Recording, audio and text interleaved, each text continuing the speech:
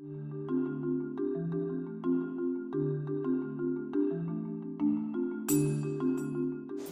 is professor in the Department of Physics, the James Frank Institute, and the college. He served as the provost of the University of Chicago.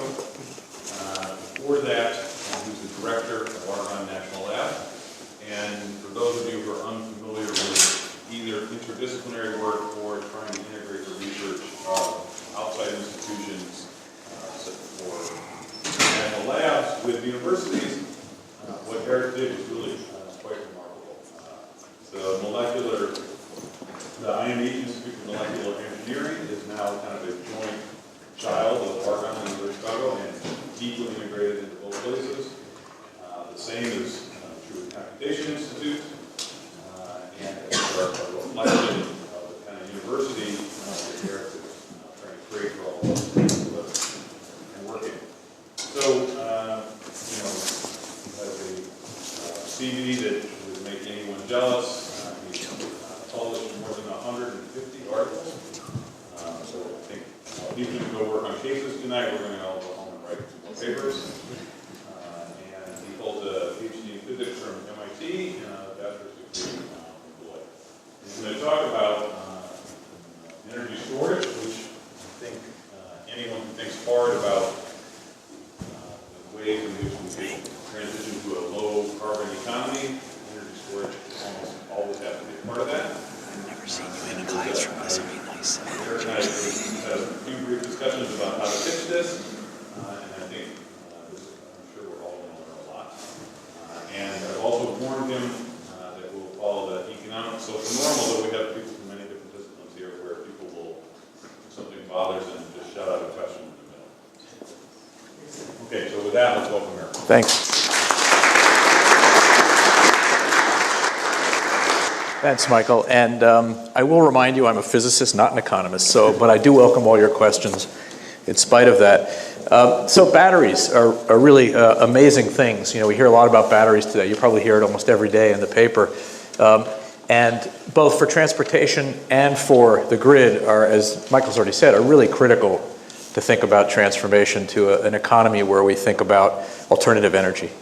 But as of yet, actually, they're only barely making a dent. If you look at the number of electric cars sold in this country, it's less than 1/3 which compared to the total number is small. And if you actually ask how much solar and wind alternative energy is on the grid and how much therefore do we need batteries, it's actually almost non-existent today. So really when we talk about batteries, number one, there's a lot of future. Now, 5 years ago I would have said it's all about getting better technology, faster, smaller, cheaper, higher energy density. Today, I would turn to Michael Greenstone and say, no, actually, it's about the policies, it's about the politics. Being a physicist, what I'll talk about today is a little bit about that whole milieu of alternative energy and how batteries fit in. And also, I hope to tease you with a little science. I'm basically coming here as a physicist, so I will hopefully teach a little bit of science in this. Here's just a different way to look at, can everybody see that well enough? Here's a different way to think about, everyone thinks about how much solar energy, wind energy is around. This is somewhat of a different way. This is actually a plot of energy consumption per person versus population density in any given country. Each of these dots is a country. And these horizontal straight lines are just slopes of essentially insulation or essentially energy per square meter. It's just one way to think about it.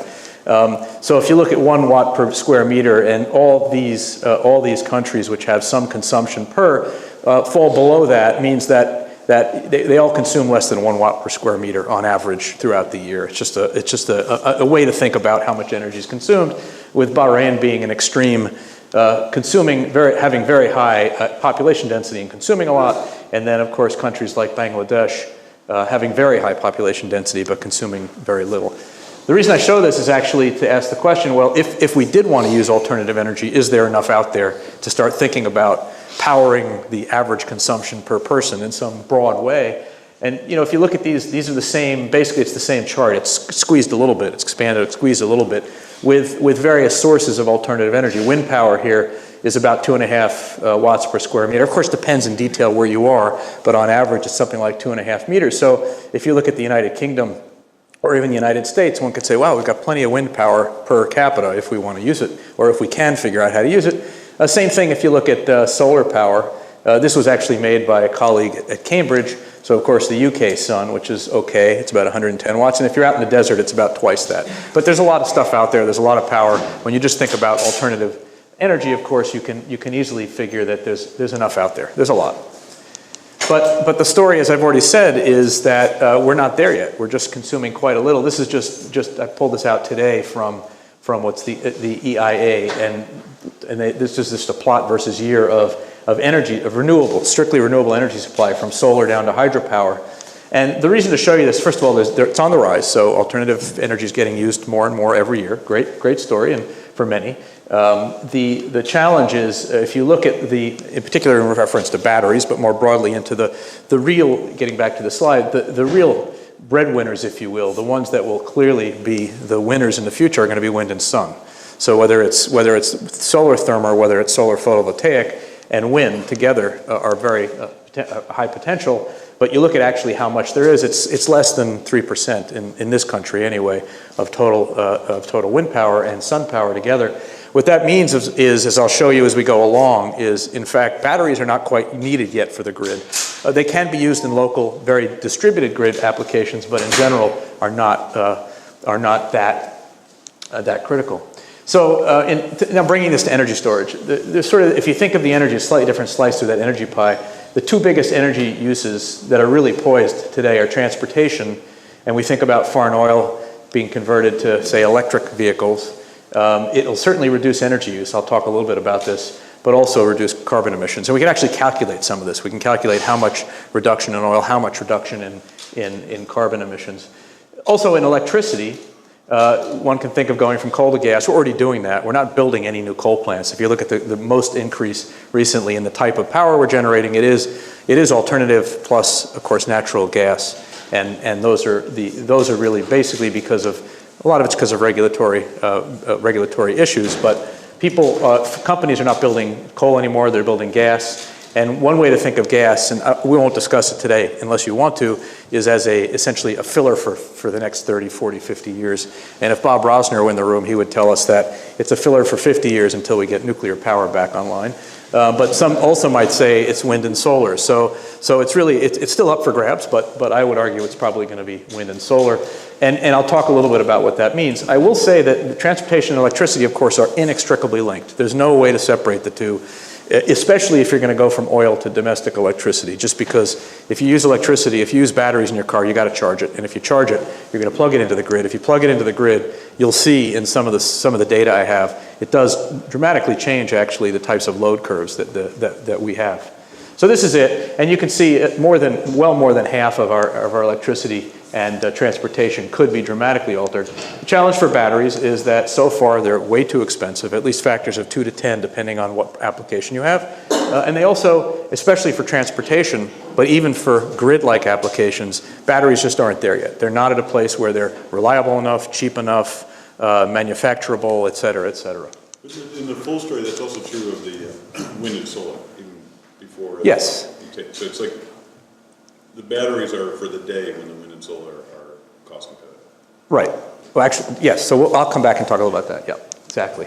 So what are the options for energy storage broadly writ? And up on this chart, actually, or this set of pictures, this is just photographs or cartoons.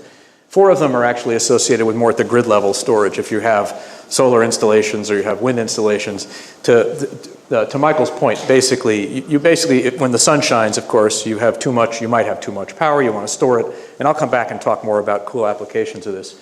But these are 3 different actually already implemented. One is one where you might think of just pumping seawater up. This is in Okinawa. It's about a 30 megawatt plant.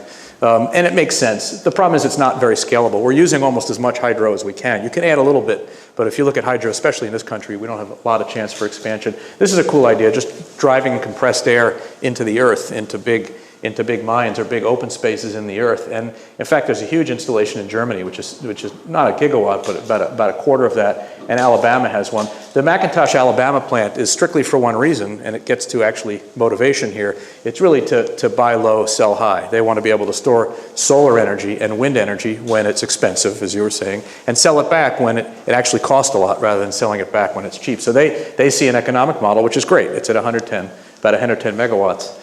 But the two technologies I will talk about today, more about cars because there's a lot more development already in compact batteries, but also in flow batteries. These two types of things are really what a lot of people think are the highest potential and also the least developed opportunities. Everybody knows how to pump water. It's not very scalable. Pumping air into the ground is a good idea, but also not scalable, very specific in terms of where you can do it. But things like flow batteries, which are just new version or a version of a battery, and I'll talk about how they work later, and also the classic lithium-ion battery are really two very interesting and, in principle, scalable technologies to go to much higher scale.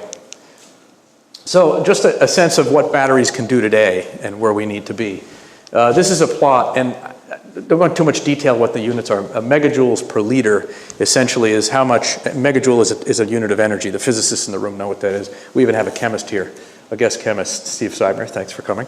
A megajoule is just a measure of energy, and how much can you fit into a liter volume, basically. So how much energy density, it's a size issue.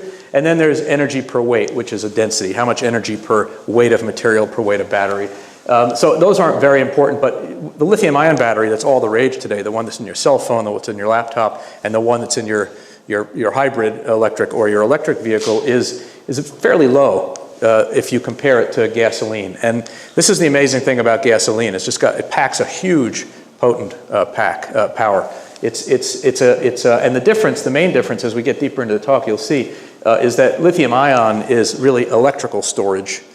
And gasoline is chemical storage. There are actually two different ways, not unrelated, but two somewhat different ways to think about storing energy in materials.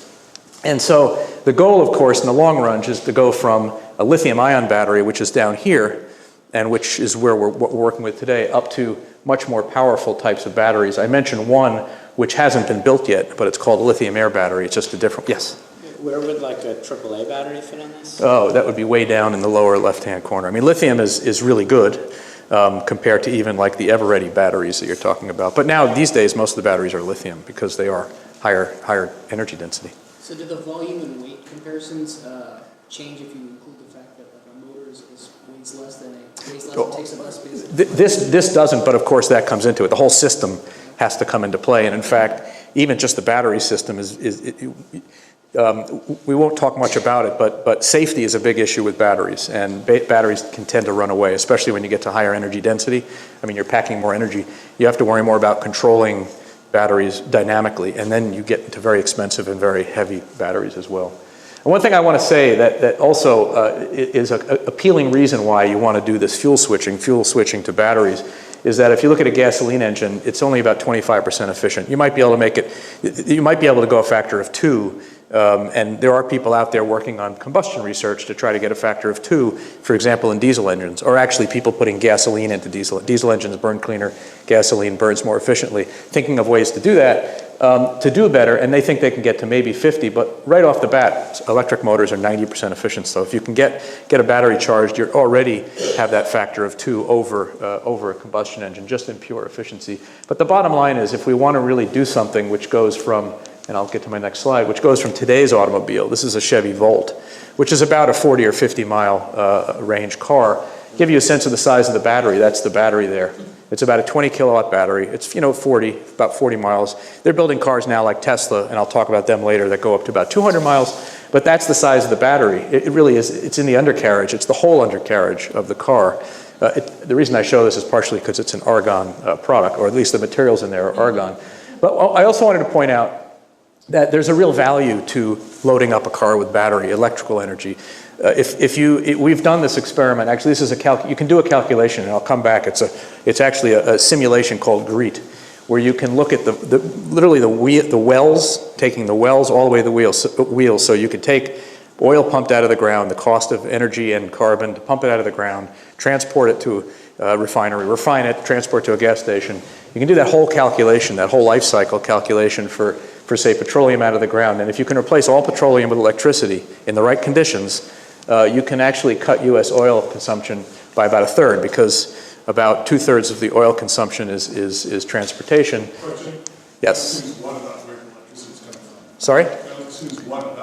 I will. In fact, I have a plot that addresses just that. It makes a huge difference if you're in West Virginia, versus being in Illinois, where we have a lot of nuclear. It's a really important point. And I will come, if I have time, I will come to a chart that shows about that. But I just want to make the high-level point that there are savings. I don't know if it's exactly 7.2 million. This is a calculation. But in the right kind of models, you can actually show dramatic savings in oil consumption as well as well-to-wheels reduction in carbon footprint, which is really important. But it does come to your point. So it depends on where you plug that car in. So I don't know if it's going, but if we went back one slide, suppose there was is there a measure of the efficiency of batteries over time? Yeah, so in fact, when I talk about the Joint Center, This is a point in time, right? this is a point in time. There's actually fade. Most batteries have that problem, which is a materials problem. Oh, I even meant just take a brand new one made today versus. Oh, yes, the answer is yes, absolutely. Okay, so just a couple more slides, and then I'm going to show you how battery works. This is actually, it's already about 4 years old, this chart, but it still basically is true. It was a calculation, some data and calculation by McKinsey, where they also talked about, McKinsey talking about what the economic value of batteries, assuming some amount of cars worldwide, they had some model for that, and basically put together a chart which showed when internal combustion engines become less competitive against different kinds of battery-loaded vehicles, whether it was a hybrid, whether it was a purely electric or all-electric car. This is a 2011 number. This box here, I couldn't shift it by hand because this is actually only one figure, but if they had redone this, and they will, this would have shifted down to only by about $100 this is per kilowatt hour. So to give you a sense, the battery I showed you a few minutes ago is a 20 kilowatt battery. And this is done in kilowatt hours, which is in energy. It's a little different measure. I won't go into the details, but the point is that the price, if you look at a battery like we don't know exactly because Volt won't tell us, Chevy won't tell us, but their battery is about $15,000. So if you think about a car that costs $45,000 and you want to build a battery today with these kinds of costs, it's good $15,000, even $20,000 in a Tesla for the battery itself. So that's not horrible, but it's still a factor of what most people believe, a factor of 5 above what it should cost. But it also points to, this is again a market pull. And what is the market pull? Of course, it's against gasoline. So this is just one way of thinking about what the market could look like. The most recent estimate was actually at about 200 gigawatts, and I'll as we go through. So I do want to do a little science, if that's okay. How many here are scientists? Do I have many scientists here? Oh, good. So I can rush through some of We'll this. make them sit in the back. Yeah, this is all electrochemistry, so this is all yours, Steve. This is all electrochemistry, but I just wanted to talk a little bit of how battery work. And the reason I want to do this is because they're not simple objects. Everyone thinks they're simple things. You've got, typically in a battery, you have a cathode, two what are called electrodes, a cathode and an anode, and then you've got an electrolyte in between. And the way a battery works is simply by shuttling an ion, this case a lithium ion, which has a single positive charge, back and forth between the anode and the cathode. So the way it looks is this is just a cute little movie. What happens is the lithium actually comes embedded in a material which is lithium rich. It's actually an intrinsic material, lithium cobaltate or lithium iron phosphate. One of these materials, you pull the lithium out in its drain state, you should say it's like this. This is an uncharged battery. To charge it, you just drive the lithium across this liquid, typically liquid, it could be a solid, electrolyte, into an anode, and the anode is where the battery's charged. So it's stored in there, the lithium ions. And what's happening, as you see also, the electrons have to run around to make sure the system stays electrically neutral. The electrons running around is actually what powers the car, powers the wall socket, powers your radio, powers your phone. And the discharge is when that happens. So you start using it, and it's basically as the lithium start transferring back down to the cathode, the electrons run through and discharge and power the motor in the car, et cetera. Okay, so that's pretty cool. This is actually a very complicated object. It sounds simple, again, it's really complicated. So I'm not going to go through all the complications. First of all, the materials on either side, the anodes, when you think about this structure here and you pull, even if you pull only half or a quarter of the lithium out of that material, it's no longer necessarily a stable material. It's like taking this building and pulling out all the posts in the building and asking it to stay standing. Now this is really strong and a building has a lot of integrity, but when you pull that lithium out of here, the structure is different. It's just a different structure, and the question is, will it maintain its integrity? And the answer is no. And what happens to a battery is it fades, and it fades because this material ultimately deteriorates. The second piece is this side. Now this is the, if you will, this is the natural host for the lithium. This is the temporary host in a charged state. Today we use graphite, and graphite is this beautiful material. You've all heard of graphite, it's carbon. But graphite is like a bunch of shelves. And so it's like putting your books on the shelves. They can be stored there as long as you want, and then you can retrieve them when you want. That's exactly how graphite works. But the lithium sitting in there is only weakly bound. So it's like the books are just sitting up there and you can drop them. They drop them, you release the energy, they fall on your foot, it hurts your foot, but in this case it's good. However, there's not a lot of binding energy there. There's not a lot of energy to be gained by storing them on a shelf like this. And so what you'll see as we go along is that a lot of the science going into new batteries is thinking about how to create materials here with lots and lots of lithium, and then also how to think about this anode in a totally different way to allow it to be a stronger bond and also allow it to cycle. And the one last piece I'll mention, which you might have noticed if you're looking carefully, as my quantum physics professor would say, the alert student would have noticed, that these things, when they come out into the liquid, all of a sudden have a shell around them. So what happens is the lithium ion, which is charged, therefore it's attractive to a lot of things around it. It polarizes the stuff around it. It actually gloms onto a bunch of that electrolyte material. And it solvates. It creates what's called a salvation shell. It actually dissolves, if you will, in the liquid. And that charge in that liquid is very complicated. Understanding it, understanding how to manage it, making sure, number one, the lithium is still mobile in it, but also every time a charged particle goes through that electrolyte, it can decay, it can deteriorate, it can be decomposed. And so the electrolyte itself is subject to deterioration and therefore induce battery fade. So that's how battery works. I'm willing to take any questions. There's all this complicated crap here that I haven't even talked about between the electrolyte and the liquid. As the battery has its life, goes on and on, all there are a bunch of elements in these materials here which are all derivative from a combination of the electrolyte and the electrode, which just occur as you cycle. This crap builds up. It's actually good crap sometimes, and it also can be bad crap depending on how badly but it's like plaque on your teeth. It just builds up. So this is how battery works. This is why battery's complicated, and this is why batteries aren't producing, hundreds of thousands of kilowatts for us in cars. And so what's the feature of it that they're trying to make progress on to make it better? Everything in this. Yeah, everything in this. For example, we're converting this. One idea is to convert, I'll talk about it a little bit later, but I'll probably jump through. They're converting the graphite anode to pure lithium metal. So it's as high a density lithium as you can get, and it acts as a good anode. The problem is lithium metal. Just ask a chemist in this room what lithium metal will do. I mean, it's really hard to work with. It's explosive. It does everything you don't want it to do. But lithium metal is a much higher density form that can be used to really do a chemical bond here. On this side, there's lots going on. And then in the electrolyte, people are trying all kinds of things. One of the biggest things we're doing, and I will talk about this, is changing the lithium to magnesium or even aluminum, which means I can go from a singly charged ion to doubly or triply charged ion, which just makes everything I just described harder because now I've got much more charge in here. So the way we're addressing this, I guess this is a natural lead-in, is about 2 years ago, we started about 3 years ago at Argonne National Labs, we put together a team to ask really tough questions about these types of batteries. How do we really make transformational changes in batteries and ask the question, what would transformational look like? So on the left-hand side here, this is a group, it's called Joint Center for Energy Storage Research, and decided to define really aggressive goals. We ended up winning a nice size Department of Energy grant.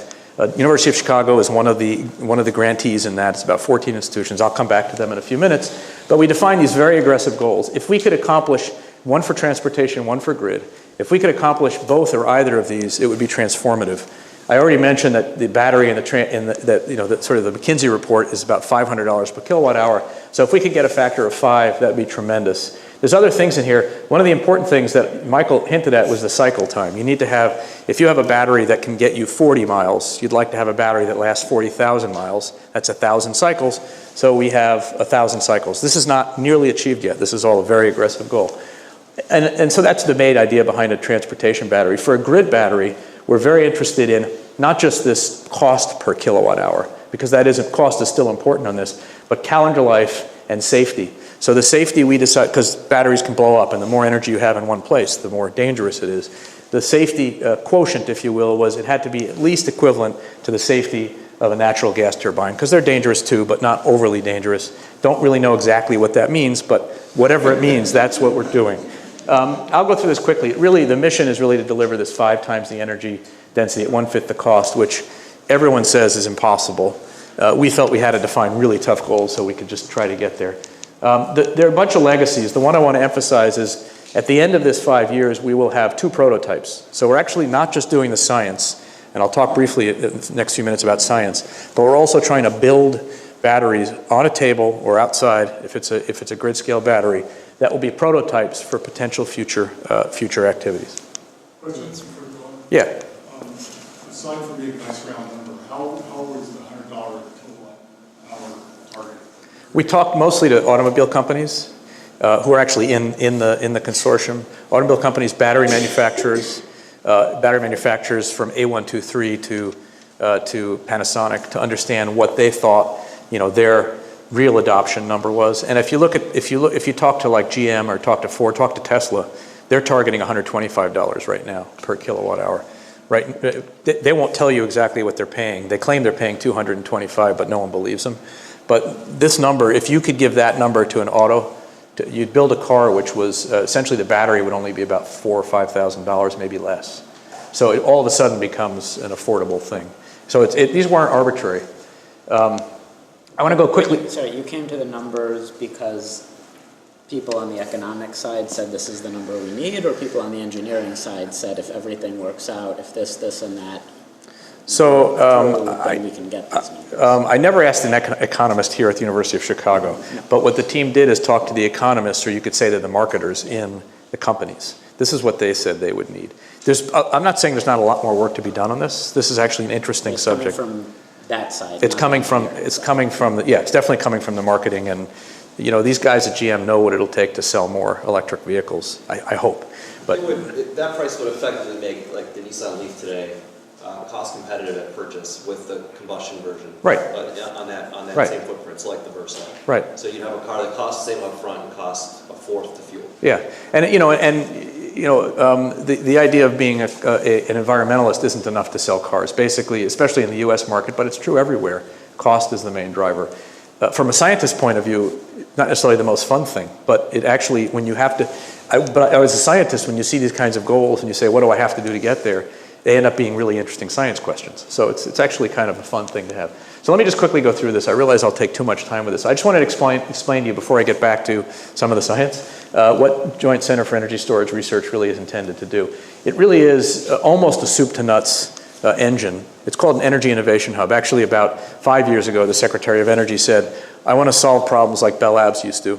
He was at Bell Labs. I was at Bell Labs. This has nothing to do with Bell Labs, just so you know. This is a totally different makeup. But the idea was that you would have scientists sitting together with systems people, engineers if you want to call it that, and have companies in the room when decisions were being made about what materials to look at in the battery or in some basic structure. So the principle is really cool. It starts off with, as I said, a lot of basic science. I'll talk a little bit about what these 3 things are in a minute. A lot of it's actually computational, starting with computational chemistry, computational material science, but also people really growing real materials. We have an electrochemical discovery lab, which I won't talk about. From my point of view, one of the most interesting things that we have is this techno-economic modeling capability, and I will show you a result of that kind of modeling, where you actually reasonably well model a physical battery. You take the whole battery I showed you with all the components in it, and you can calculate, number 1, what the energy density or energy output could be, and number 2, what the cost of that is based on everything, based on materials, based on manufacturability, everything. And this model has proven to be fairly successful in terms of being able to predict what's already happened, so we have verification, and starting to use it to predict mostly as feedback for what the scientists are doing. And then finally, what we have, which I also think is innovative, is these things called tech development teams, where there are scientists involved with engineers and with people in industry right at the beginning on our 2 prototypes. We actually have 2 running, one that's trying to build a doubly ionized battery, and I'll show you what that means in a minute, and the other team is trying to build one of these flow batteries right from the very start. We know they'll fail, but the idea is they're going to try various things until they find things that work. So they're taking a slightly engineering approach, but at the same time, they're looking back and working with scientists. So collaborations work very well. At the University of Chicago, we're great at collaborating. What's a little unusual here is thinking about the collaboration that's going on between these scientists who are embedded all over the country, not just at Chicago and Argonne, with people who actually are building the things in a company, which is a really interesting way to think about things. Now, Steve Chu, secretary, thought this was the way Bell Labs worked, and it never really did. It was much more like our system here, but we can talk about that separately. The basic idea, I've already said this, it's highly interactive, highly cross-disciplinary group, really focused on the technology end of things, which is beyond lithium ion, which I'll talk about in a minute. There are 14 institutional partners. We've got a whole new set of new tools, and there are basically a bunch of storage concepts that we're pursuing. So I thought I would just tell you what we're pursuing, and eventually we'll go back and talk about the grid. But this is what I showed you before, which is a simple rocking chair version of a battery, right? You just shuttle the lithium ions back and forth, you charge it, discharge it, you use it as you're discharging it. And that's basically based around this single ion of lithium, which is one of the simpler elements on the periodic table. And it literally singly ionized. It's got 3 electrons around it. You strip one off, it becomes singly positive, and that's what's being used today.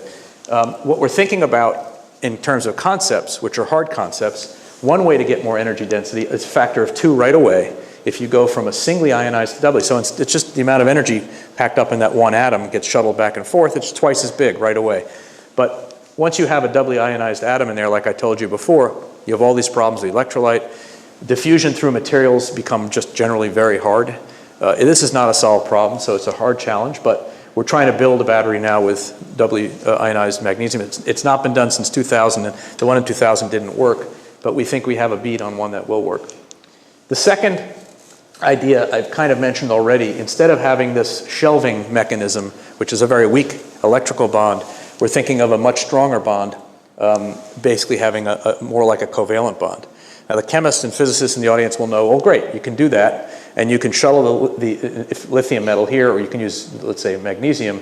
You shuttle it across, and it sticks. Instead of being in graphite, it sticks to some chemical bond.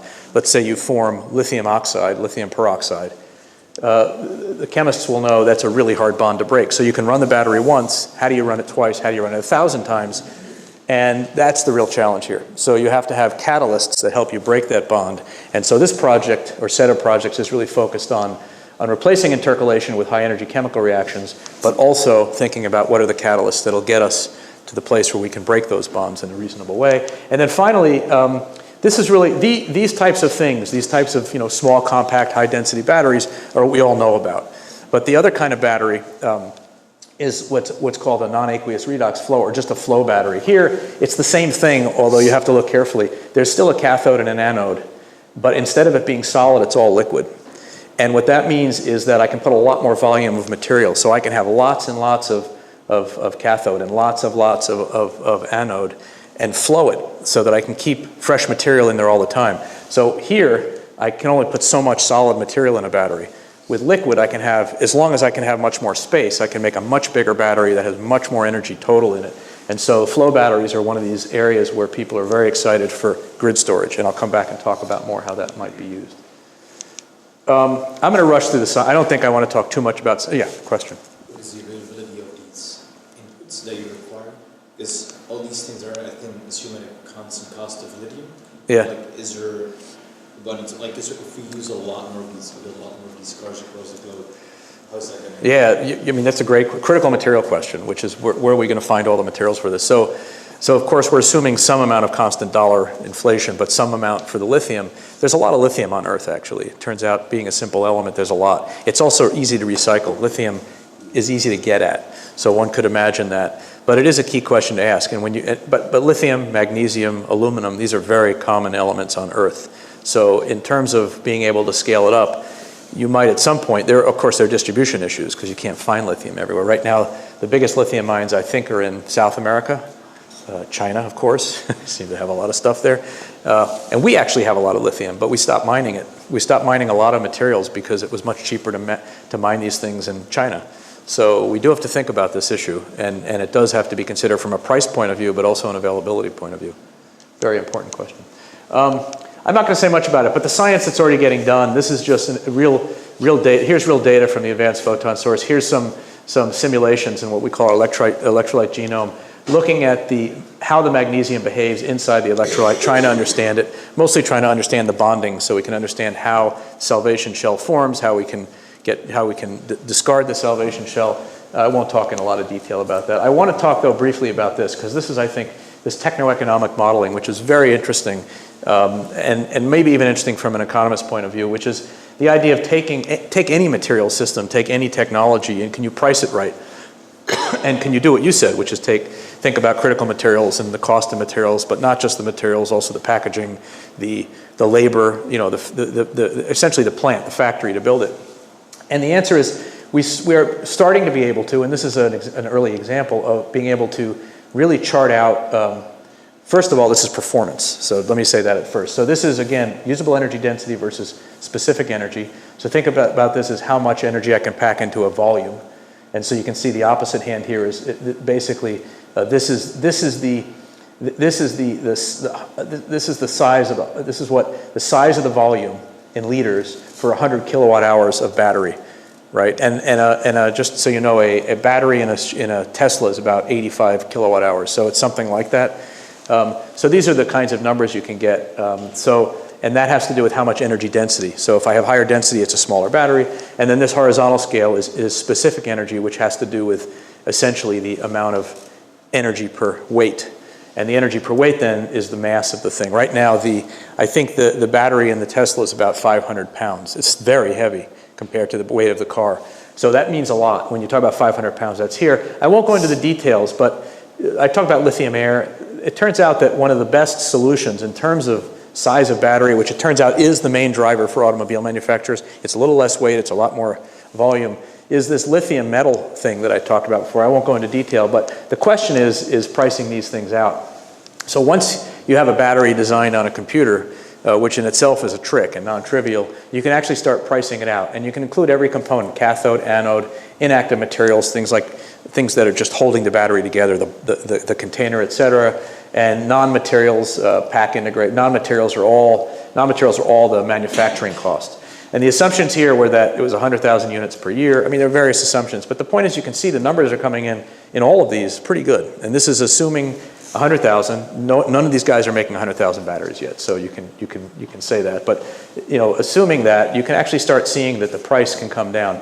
The biggest price decrease here, when you look at this, not to get into details, but a lot of it's the materials. So it's the cathode cost, but also the price of the packaging, or the inactive materials, not the package itself, but the inactive materials. So there's lots of ways to think about driving price. The thing about this is it's not definitive yet, but it's telling you that, yes, we can get to the right price with these kinds of batteries. So this is, what you've been describing is this JCSR, which is publicly funded? Yes. And is it evident that this research is being conducted there that would not be conducted otherwise? That's a good question. The answer is yes, because this kind of, well, of course it could happen, right? I mean, you can't say it never happened anywhere, but it was about the relationships here between GM, Batpack, which is a government thing, and folks at Argonne and Berkeley. So, it brought together that team. I'll talk about the team in a minute, but it brought together the team, which wouldn't have been together otherwise. But Tesla wasn't going to put the team together on its own? They may have. They're not making any of that information public. It's certainly, it's corporate secrets. They must have some model because they must have some model, and this is naturally into the next slide. Yeah. Well, one thing I would just say about Tesla is, they've been pretty public about committing to lithium ion. They are. Very standard, kind of simple pack design. Right. Which is much different than what JC's are, I think. JC is just looking everything beyond lithium ion. They're going to run out of steam on lithium ion, trust me. But what they're building, to your point, so a lot of the cost driver is how many batteries can you build. It's always, it's volume, and we don't have much volume today. With 300,000 cars on the road, we don't have that much volume. But what Tesla's doing, it's in construction phase, is they're building a 50 gigawatt hour battery production. This is all solar, by the way. So they claim it's going to be zero energy, which is one interesting thing. But if this is enough, 50 gigawatt hours is enough for 500,000 Tesla cars. So it's about 100 kilowatt hours or 200 kilowatt hours per vehicle by 2020. And that's all lithium ion. That's not to say they won't adapt this plant. I'm sure they have plans for adapting it if there's a better version of lithium ion, which there could be. Lithium ion still has factors of 2 or 3 left in it, but not much more. But a factor of 5 or 10 they won't get out of lithium ion. So this plant, if they do lithium, will be perfectly able to do it. But my point here is that this is a market pull, which is a good thing. They're actually built, well, this is actually not a market pull. They believe there will be a market pull to sell 500,000 Teslas. We'll see, but that's what they're doing. But you know all the guys who could do leading edge research on this thing. So, Yeah. like, are the private companies hiring them? Or? No. But there are a few, in Japan it's a little different. Here in the US they're not. In Japan they have actually pretty impressive efforts. You know, they have these vertical corporate arrangements, right? So there's Toyota with Panasonic, who's a sole supplier of batteries. Panasonic and Toyota both have a lot of research people. And actually they're not just looking at batteries, they're looking at fuel cells now. They've started to rethink fuel cells, methane-based fuel cells. I mean, it's a good question, but in this country, as far as I know, none of the guys I know are, you know, they're engineers working at Tesla, but none of the scientists.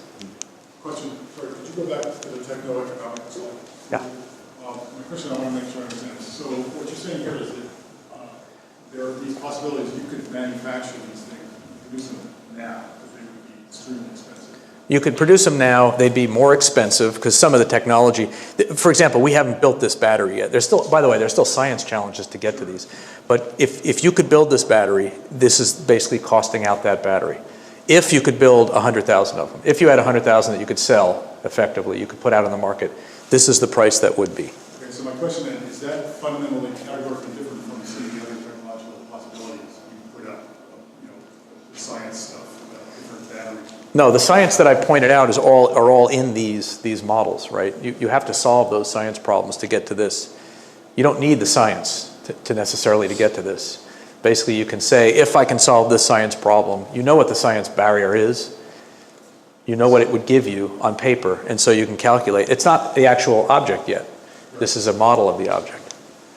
So I'm not saying it's definitive, and in fact, the cost may vary. And you can even see the large error bars, especially when you get out to these types of batteries, because no one knows how to build these yet. These are lithium air batteries, and no one knows how to build those yet. So they're big error bars, almost factors of 2 in error bars. So this is the Gigafactory. I already talked about it. The one thing I don't want to spend a lot of time, I'm almost done with J. Caesar, but J. Caesar is interesting because right at the very beginning, and this may be a little bit of the Bell Labs piece, right at the very beginning, we put together a team, even before there was a call for proposals. This was a $125 million call. Larry Hill knows all about this because he was stuck in the middle of it. But even before there was a call for proposals on the street, we had put together this team. We actually had each of them sign on to saying, no matter what happens, this is a team that'll work on battery problems. And what's interesting about the team, I should highlight, is there are companies in here like Applied Materials. They are the manufacturer of silicon tools for the semiconductor industry, but they also then use those tools for things like roll-on video screens, liquid crystal displays, et cetera, and they're very interested in how you mass-produce batteries in the same fashion. So they have a real interest in scaling up. So we're working with companies like Applied Materials who in principle could scale whatever we discover. So they're very involved. Johnson Controls is by far the biggest battery company in the world, selling mostly lead acid. So your car has lead acid, unless you have a Prius or one of these fancy electric cars, it has lead acid in it. And they're the guys that usually make those batteries. They make them here, they make them in France, but they're the biggest battery company. But they're stuck in lead. They want to do the next generation. They're very excited to work with us, and they'll be there essentially to advise us on what they can manufacture and scale up to the million scale. Clean Energy Trust, some of you may have heard of. This is an organizer in the city that does innovation. They're very interested in batteries, mostly energy technologies, all energy technologies. And they don't have money themselves. They've got a little, I guess, but they're looking to help make matches. So we're working with them mostly on small startup companies.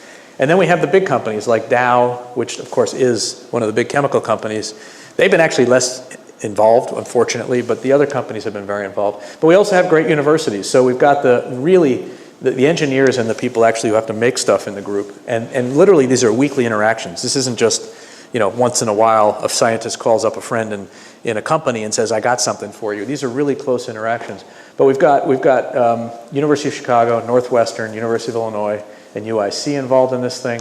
And then we got a bunch of national labs as well, Berkeley and Argonne being the lead, but Berkeley and Argonne being the lead battery place. So it's a very interesting consortium, and it really has been a very close relationship that's worked very effectively. So I'm going to come back to your question, and now I'm going to move to grid a little bit. But one thing, when you talk about batteries being low carbon footprint and efficient, you really have to ask where you're plugging the car in. This is actually a model that was developed out at Argonne called GREET. Don't ask me to tell you what GREET is. Maybe Larry or someone else remembers what GREET is. It's essentially a well-to-wheels life cycle model. So you could take corn, you can take petroleum, you could take natural gas, you could take batteries and stick them in a car and plug it into the wall, anything you want, and determine through this model, through this modeling and simulation, carbon emissions based on the grid. And so what's very interesting about this, so the upper line here, this gray line, is gasoline today. And this tells you how many grams of carbon per kilometer does a car produce. And on average, it's about 450 grams per kilometer, just as about a half a kilogram per kilometer. That's actually a lot of carbon if you think about it. Think about just driving from here, home in Hyde Park costs a lot of carbon. But then when you start asking, that's today's gasoline. Fancier combustion vehicles can do better, and natural gas can do better. But if you start looking at these are all electric vehicles. And let's just look at the U.S. right here. Which one? So let's look at this particular one here. The gasoline and the 2030. No, that's not the one. Yeah, look at this one. So okay, let's just look at this one. This is pure electric car, battery electric vehicle. These are hybrids. Pure electric vehicle. If I plug it in, on average in the U.S., I do about a factor of 2 better than today's gasoline vehicle. Half the carbon. If I plug it into West Virginia, which is mostly coal, there's no benefit. And one of the reasons why I think this is interesting, it was your question, in China, in the US has this million car, we're not getting close to it. So Obama wanted 1 million cars, I think by 2015 or 16, it's not gonna happen. China wants 10 million cars. If you plug in China, it's 80% coal, it's a killer. It's worse than West Virginia. So actually, it's a net negative on carbon. So when you think, and I've actually said this in China, and they're actually very interested in hearing it. So the question you had asked, which is very important, on average in the US it pays, but in West Virginia, not like a lot of people in West Virginia probably care about electric vehicles, but we hope they don't. Whereas in California, it's phenomenal, right? In California, because California now has a state mandate to go to 33% alternative power by, I think, 2020, maybe 2025. Yesterday. It's a great place to have an alternative car. So this is a really important chart. I think one of the more important charts I have here to show you. It also is a transition into discussing a little bit about grids. So let me talk a little bit about grids. I'm not an expert on grids, but I'll sort of finish up talking a little bit about what grids can and can't do.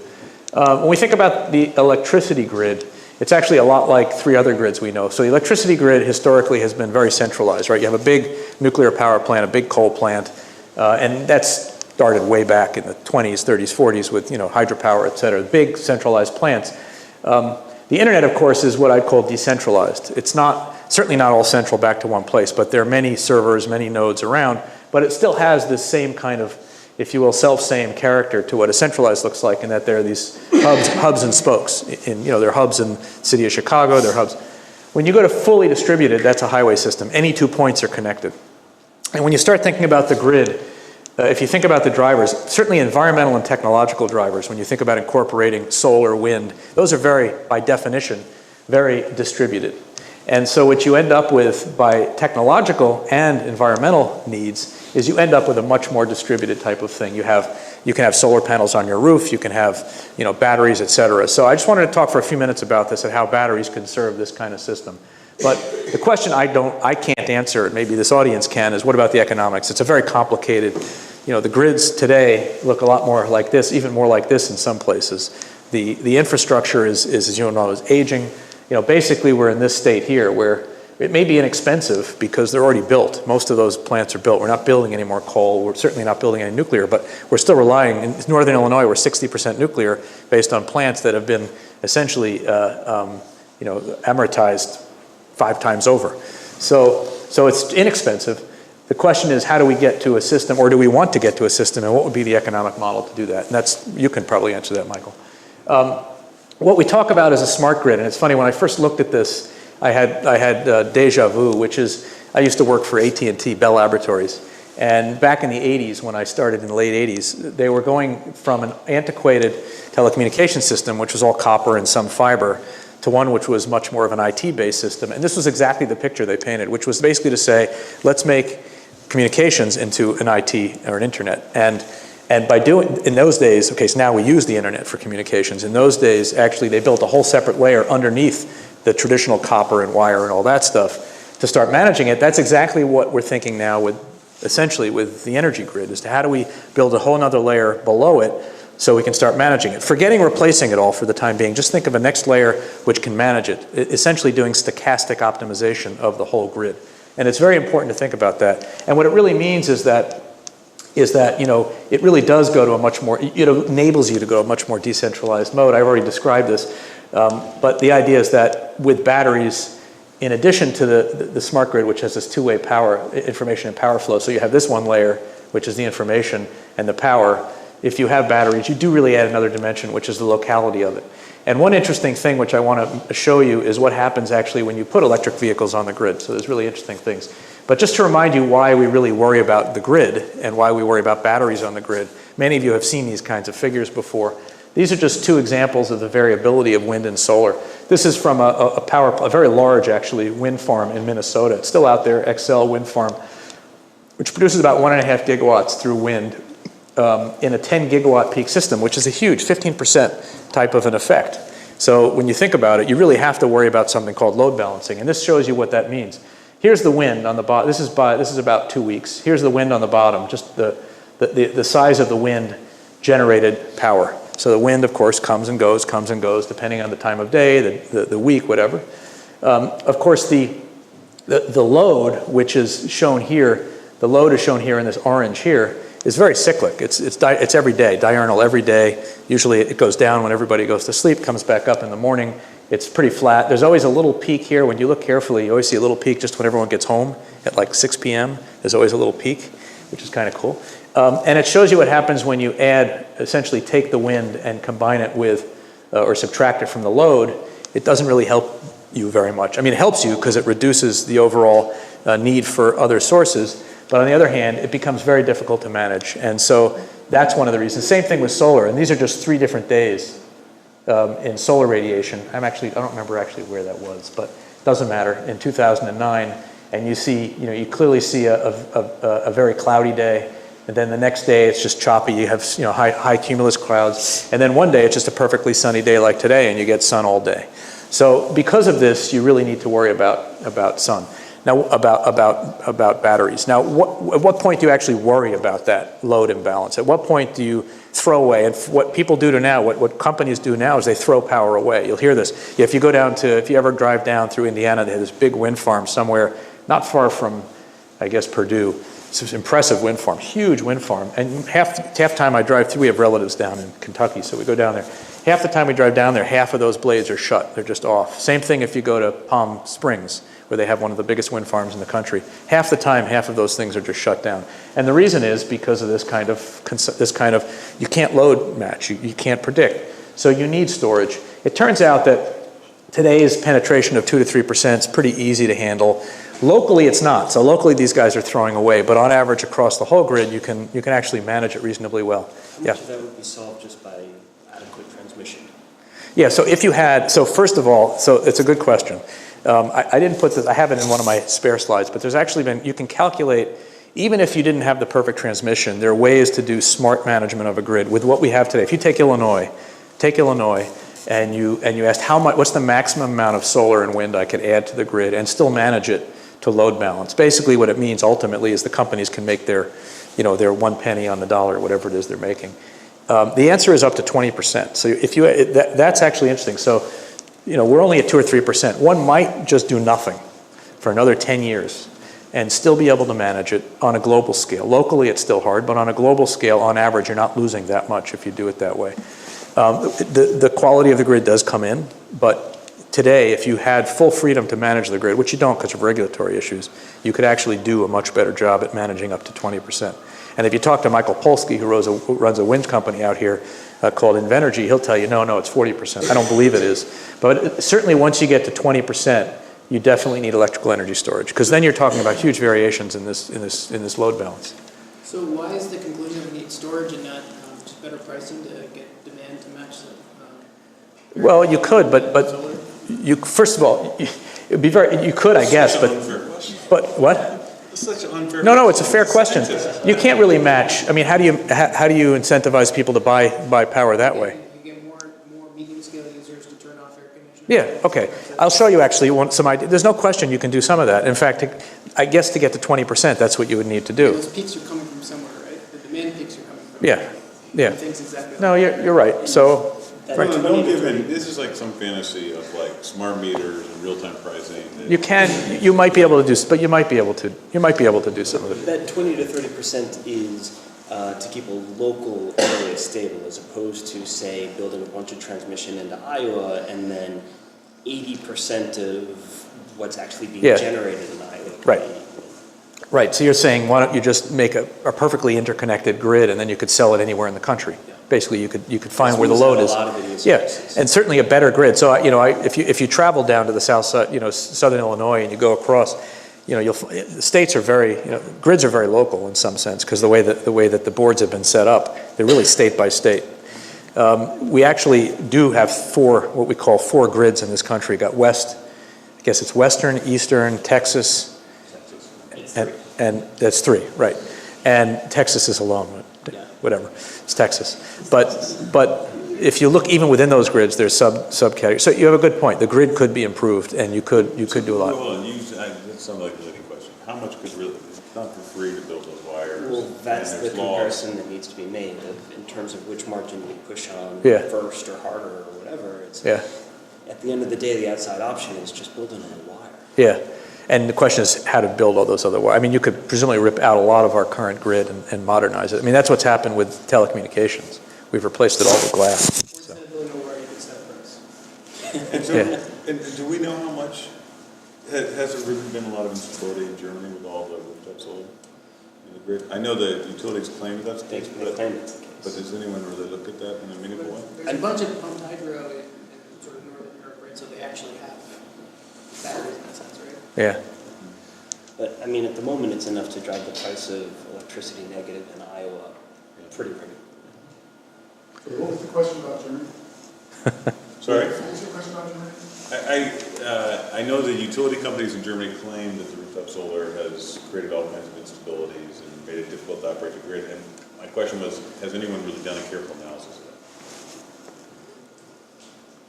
that? I don't know. Sounds like a good PhD project. Say no. Yeah. So let me just give you one cute little calculation or simulation that was done, which actually gets to this question of load balancing. This is looking at these. It was 4 case studies, but looking essentially at these 3 different interconnects, or the western, the eastern, and then Texas, and then asking the question: what happens when I add, in this case, 1 million cars? And to the whole western interconnect, which is a reality actually, because that's where things will grow probably a lot out there. And so what you see here, the green refers to the right-hand side. This is done with, this is a couple years old already, so this needs to be updated. But this is a plug-in hybrid electric load, so it's actually a lower load than you'd have if you had pure electric. And the right-hand side, so this is in megawatts, assumes 1 million vehicles. The upper curve, the blue one, is base load, so that's just what everybody's using. And so if you look at the right-hand curve, you got to notice that there's different zeros here. So the maximum here is around 10,000 or so megawatts, or 10 gigawatts. And the upper one gets up to about 120 gigawatts. And you can see, you can see this classic, the diurnal cycle of the whole thing. You can actually see the little peak when everybody gets home. And the reason that peak, that peak is there naturally. If you add on top of that the effect of this plug-ins, you get this additional peak, of course, at roughly the same time, because people are plugging in at the same time. Yeah. But that seems like something that could easily be shifted to entirely. So there it is. So the idea here, and this actually leads to 2 things. It's great. So this leads to, first of all, you can actually do load balancing exactly with the batteries in the cars. You can just have smart charging. Everybody plugs in, and then the system decides when you should be charged. And if it takes 8 hours to charge a car. So in fact, we talk about 8 hours to charge a car to go 40 miles. It's faster to walk because you can walk that. But nonetheless, this kind of charging is smart. The other thing, this is interesting, it tells you how much capacity there is in the cars themselves. So one of the other ideas, the flip side of this is, if you had 10 million cars at each 100 kilowatts, you're talking about gigawatts of power. Why not use those as load leveling devices, right? So you can start thinking about, maybe this is even a privacy issue, I don't know, but you're going to use my car, so you're going to sell it back to but the whole idea of using cars themselves, if you really had a critical mass of these vehicles, you could actually start thinking of really decentralizing. And it gets back to that model of decentralization. If you have solar on your roof and you've got, wind in your backyard and some ideal setup, then you could also have a battery, which, 100 kilowatt. By the way, in a house, you only use, a few tens of kilowatts, right? Right. So even one automobile, take one Tesla, that powers your house for 3 days. So it's an amazing thing. I mean, there's a lot of power in those batteries, right? Scary. I just wanted to mention that this is happening. Again, there's not a big market pull yet on the grid. These are two examples. This is one that's being built right now for a phenomenal cost. I told you you had to get to a few $100s a kilowatt. These guys, Tohoku Electric, the same guys that had that little accident on the nuclear power plant a few years ago, in Sendai, they have a big solar plant, and they've already installed this 40 megawatt lithium. It's lithium-ion batteries. These are not flow. So these are the standard batteries that you're thinking about for cars. They just have a lot of them. You can see the whole set of buildings here, which are all batteries. So it's pretty cool. So why did that cost so much? I actually don't know. It was sold to them by, I forget who. It wasn't Panasonic, but it was one of the companies. I don't actually know why. But this is really high, and I'm not sure why they pay that much. I assume it's balance of plant, it's everything. So it's probably everything, but I don't really know why. There's now regulation in California that's mandating 1.3, I don't know why 1.3 gigawatts, but 1.3 gigawatts per large utility. So in particular, Southern California Edison is building a 400 megawatt lithium-ion 2 batteries in Southern California. They already have, I think they have a 40 megawatt test facility up, but that's all lithium-ion batteries. So they're building batteries. By the way, there are even ideas to take old lead-acid batteries and stick them out there as I mean, people have lots of ideas, but this is going slowly. But look, this is the start of it, right? This is maybe the place where Tesla will sell their batteries one day, right? To sell them, secondhand batteries to these big things. So I think I'm going to try to wind up, but I want to talk a little bit about whether, this is a question, policy. So I'm director of Argonne, I'm a physicist. We've got chemists and physicists in the room.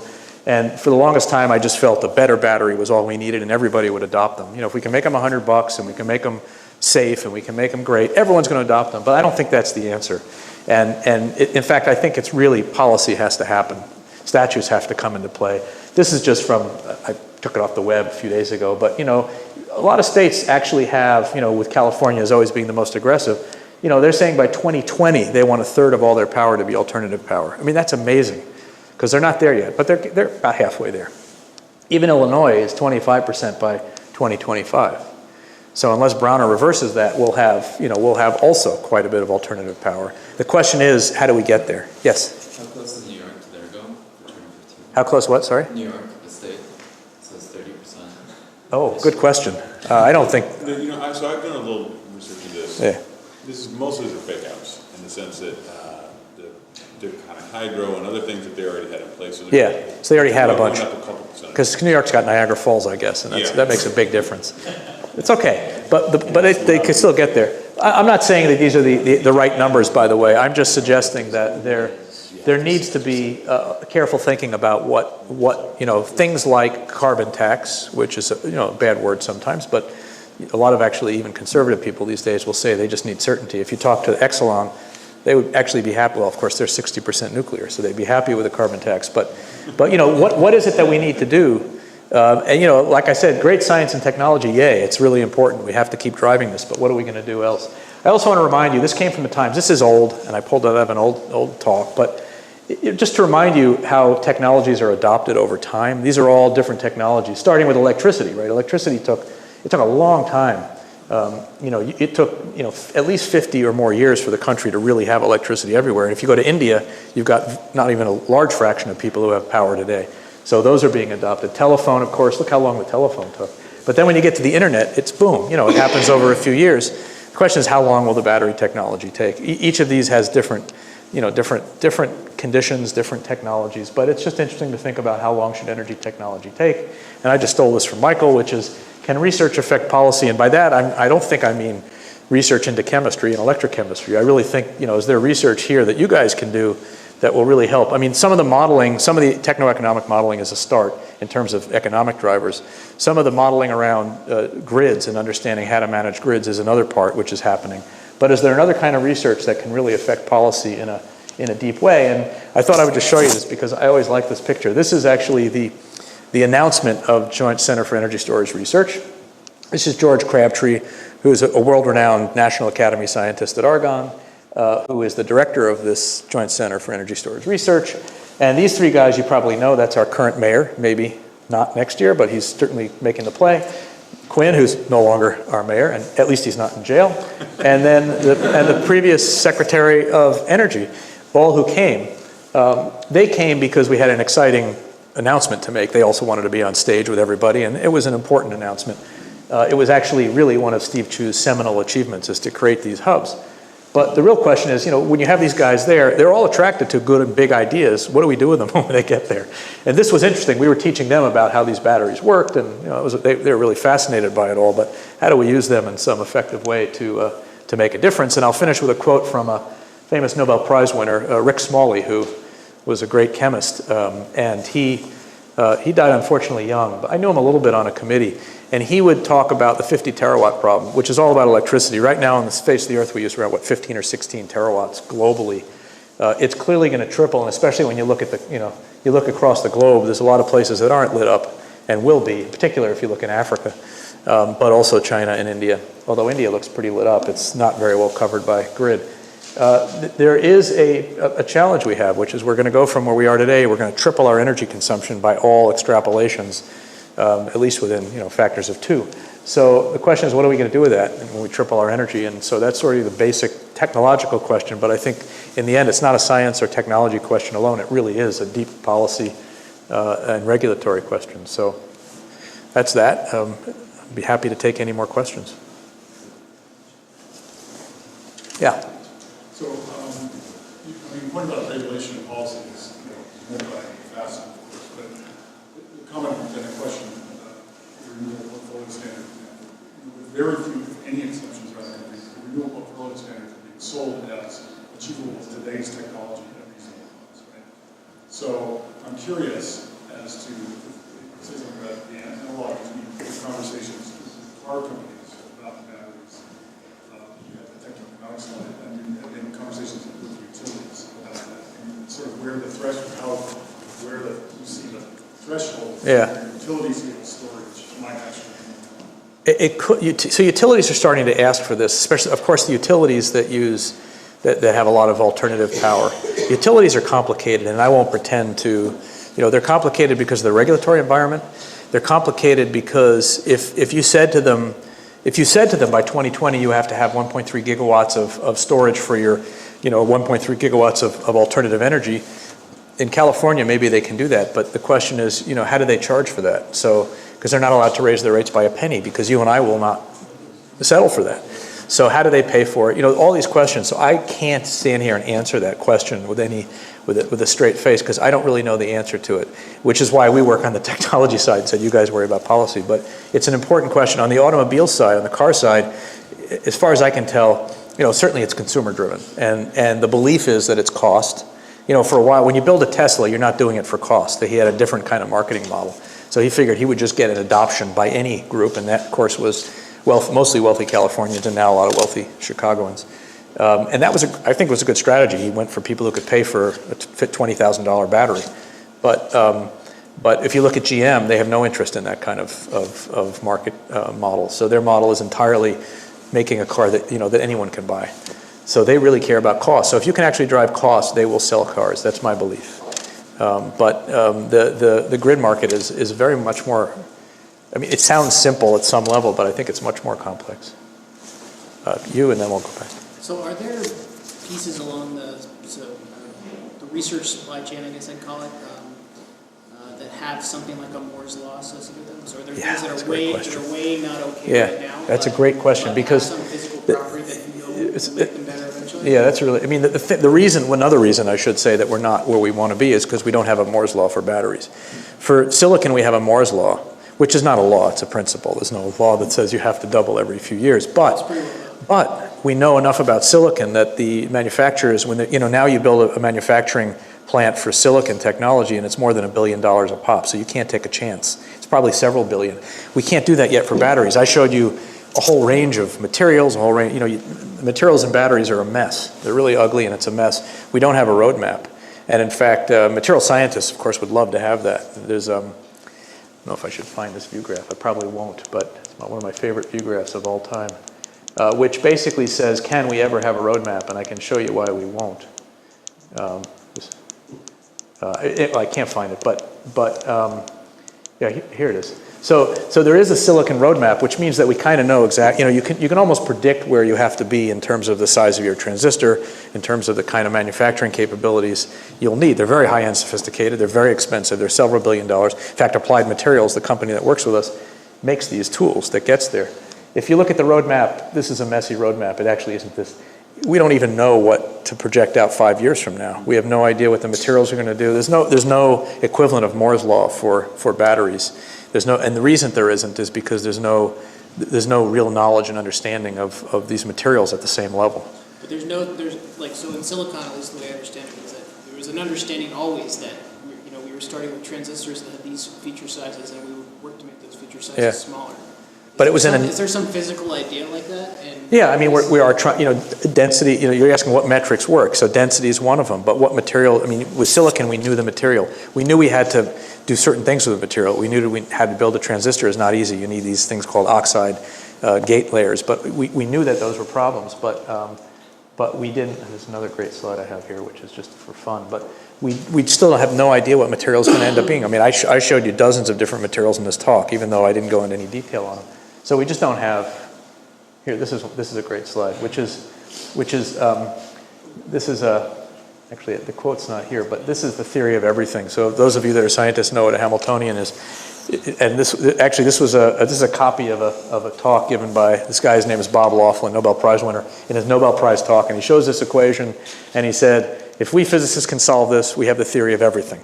Literally from steel to economists, you guys, to energy materials. I added energy materials, but this actually is the equation that defines a material.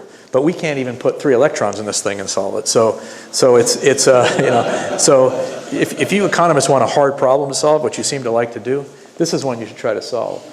So anyway, we don't have, even genomics has DNA as they have if you will, they have their principle, they have their theory. We have a theory, but we have no algorithms to go from the theory to something that actually works. And in silicon, we have it actually. It turns out in silicon, you can at least partially solve this equation. And so you can actually predict where it's going to be 10 years from now, by and large. But you can't do that for batteries. They're really hard materials. So a lot of it's engineering. And then we'll go back there.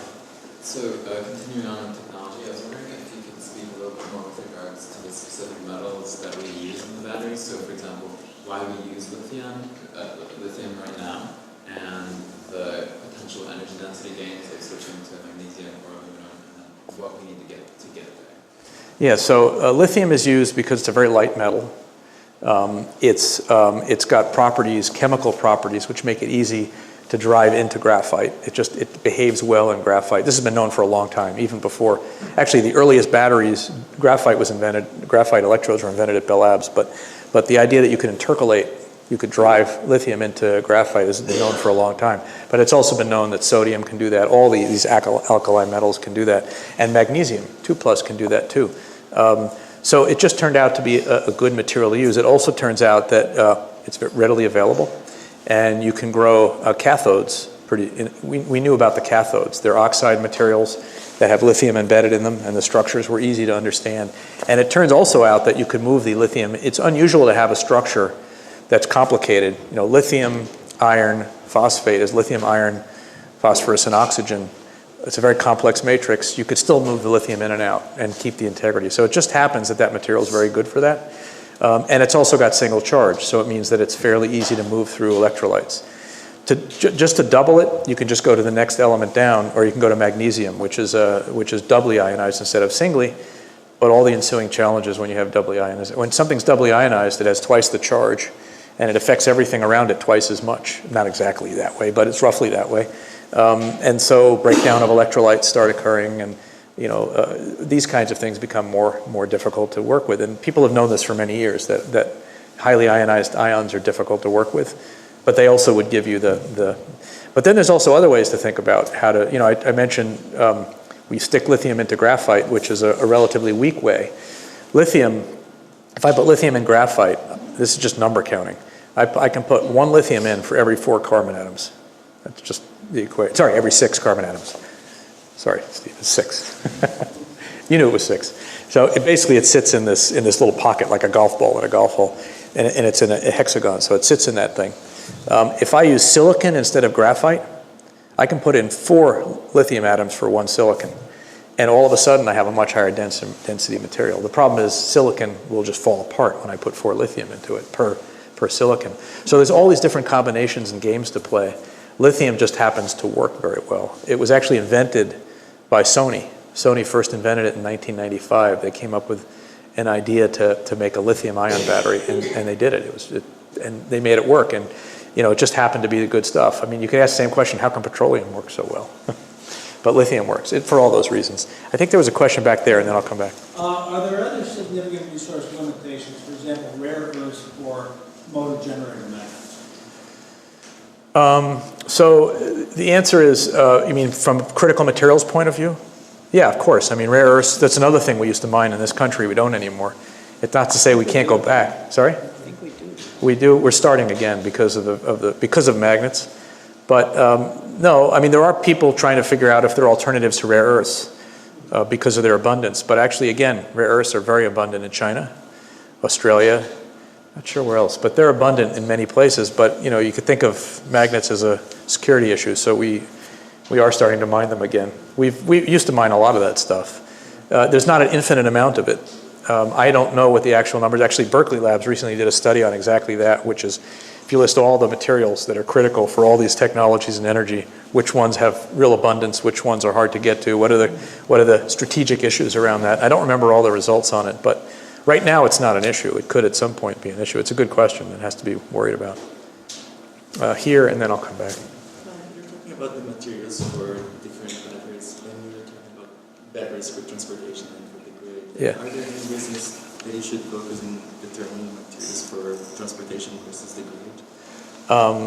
Any reasons to focus on one versus the other? Yeah, or different materials for different. Oh yeah, well, one's liquid, or the current approach is to use liquid, and the other is to use solids. That being said, it turns out that you may use lithium in both in various ways. So there's a lot of commonality in the chemistries that one worries about. So for example, the electrolyte in a battery, which has to solvate and desolvate, if you will, around a lithium ion, could very much be related to how you think of solvating lithium in a flow battery, which is also a liquid, same kind of organic materials. They have to have the same kind of robustness against this extra charge in the system. They have to be able to release the ion and desolvate it and then retract it. So there are many common science issues with the two. So it turns out that there is overlap. They're not entirely separate chemistry or electrochemistry problems. That being said, you could end up with entirely different solutions for both because they do have, for example, the most critical element in a flow battery is a membrane. And the membrane sits between what's called the catholyte and the atolite, meaning it's a combination of electrolyte and electrode. There's a membrane, there's a common material used now called Nafion, which is, I think it's Dow. And it doesn't allow liquid to pass, but it allows the ion to pass. So it's a very special kind of material. But it actually isn't as good as it could be. The Nafion is what limits how well a battery works. That's an example of what will probably work, that'll be done on a flow battery, better membranes that'll allow this kind of transport. And if we can find better materials, then that's a huge boon for that field. So there are differences, but then there are also commonalities in the science. And like I showed you, I mean, the big plants being built today aren't even using flow batteries. They want to just take lots of lithium-ion batteries and just stack them. So, yes? So what factors go into recharge time of the batteries and the theoretical batteries similar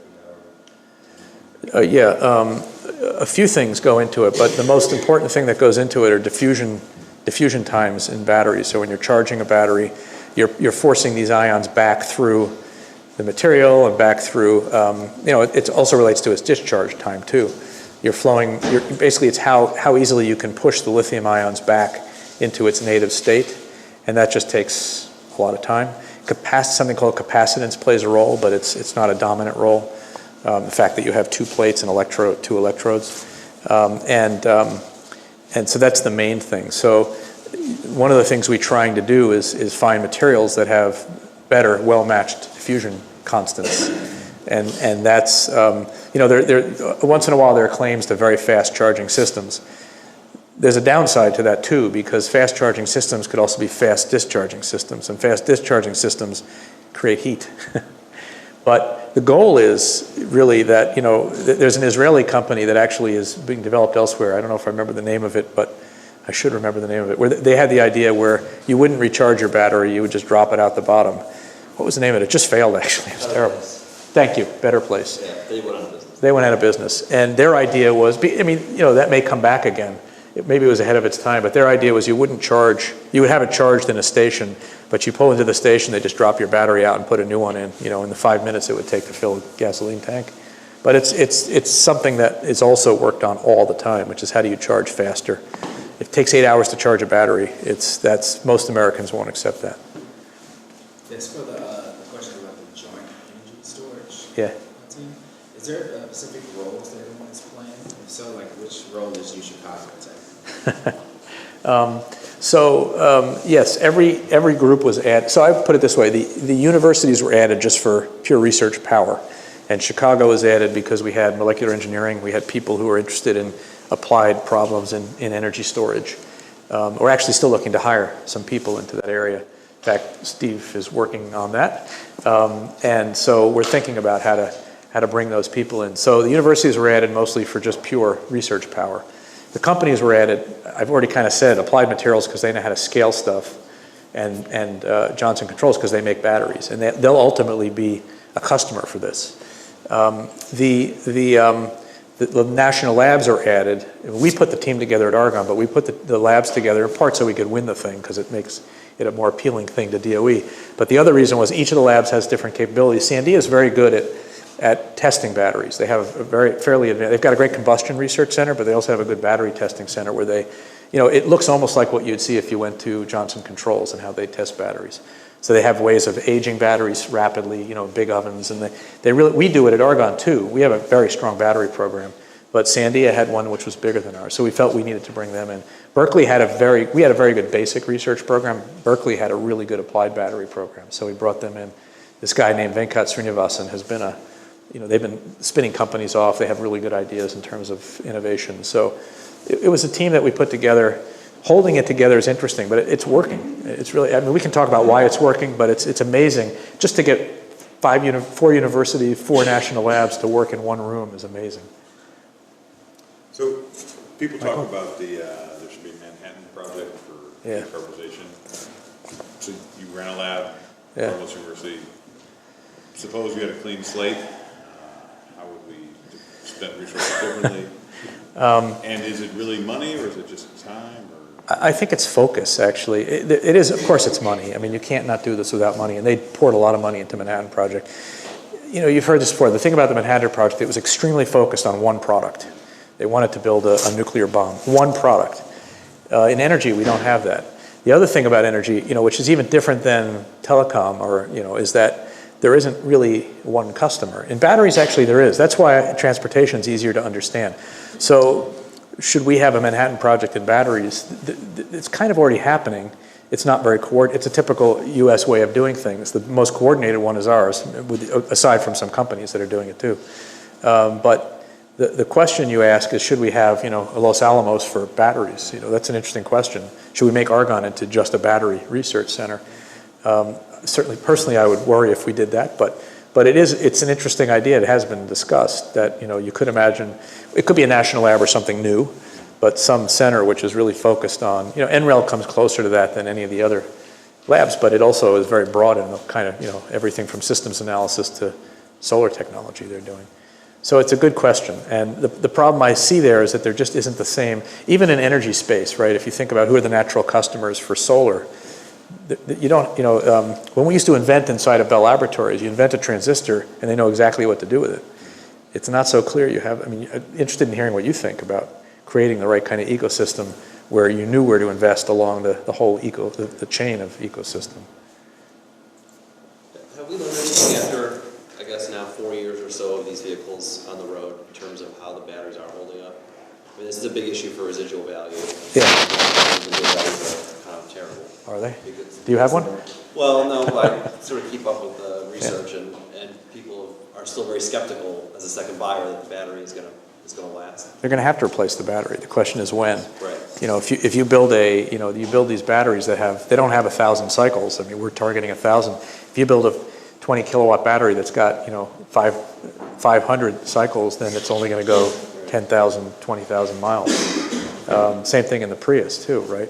So the answer is, yeah, they're learning a lot. We don't get a lot of that information. A lot of that's proprietary information inside the companies. I mean, you can watch cars fail spectacularly. The Tesla that flames out when those things you can watch. Those are fairly rare events. Or everyone loves to talk about the 787 and that battery which burned out. We actually know why that happened. We were involved in trying to help them understand how that works. But certainly the data's there, and it'll be used as a way to do the next generation. Whether that's public information, whether we can get it, is another question. Steve? Being the EPIC seminar series, I have a different kind of question, which is, to take something from development to a commodity seems to be a key question. Yeah. And the role of government initiatives in either subsidies, like in California, which is driving it, with the lack of with the price of gasoline now presumably transiently getting less, what is that doing to people in solar batteries? And so the question is, in the water space, all of the remarkable standards we have in our drinking water today came from the government basically setting standards. And I'm wondering, what has to be done for a decade to really get 10 J Caesars functioning around maybe you have thoughts on that. Yeah, well, I mean, I think you made the point, which is, so if you talk to the companies who want to develop this stuff, they need 10 years of assurance that the regulations will stay fixed. So if you talk to a utility company like Exelon, they actually would encourage, if a carbon tax were out there, it would level the playing field. I'm convinced that would make a big difference. You talk about paying $2.50 for a gallon of gas now, Steve. If you added $1 to that, that would put you back in a range where, again, electric vehicles make more sense. There's going to be a convergence, but I do think the biggest issue is sticking to policy. That's one of them. The other is the subsidies, right? We're still seeing subsidies for electric vehicles. Are those ending soon? They're ending, aren't they? They're perpetually ending, and then at the end. And then they get renewed. I mean, it's now like $7,500 a car or something like that? It's $200,000 per manufacturer. 200,000. Sunset. Okay.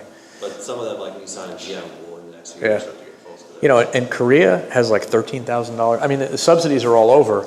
I'm not sure, subsidies may help you get into the market, but I don't know the answer to your question, Steve, other than to say, I think if you talk to the companies that actually have to make things into commodity, they would tell you they just need consistency in the policies. Of course, they need. What you said, it resonates in that the other way to do it is to guarantee a floor for the price of gasoline for carbon tax. Yeah. Or, in Europe, the price of gasoline is half tax. Yeah, and it costs twice as much. Yeah. No, All right, we're going to have time for one more question. Okay, well, let's do two. So we'll do you and you. So this is actually following up on last question. I'm not sure you answered Michael's question, or this gentleman's question, but if you could do 10 of these projects, or you could dedicate a national lab to this problem, how much would it help beyond what you're doing now? So if you knew DOE, you know that what you just asked me is a loaded question.